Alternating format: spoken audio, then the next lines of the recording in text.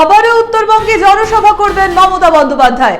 রায়গঞ্জের পর এবার ইসলামপুরের সভা মমতার। আগামী 15ই এপ্রিল মুখ্যমন্ত্রী জনসভা করবেন। পাশাপাশি শিলিগুড়িতেও তার রোড শো আছে বলে দলীয় সূত্রের খবর। মূলত উত্তরবঙ্গে 1 ইঞ্চিও জমি ছাড়তে নারাজ তৃণমূল সুপ্রিমো, আর যে কারণে উত্তরবঙ্গ জুড়ে প্রচারের রণকৌশল বলে দলীয় সূত্রের দাবি।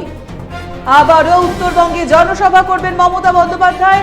রায়গঞ্জের পর এবার ইসলামপুরের সভা মমতার। আগামী 15ই এপ্রিল মুখ্যমন্ত্রী জনসভা করবেন। পাশাপাশি শিলিগুড়িতেও তার রোড শো আছে বলে দলীয় সূত্রের খবর।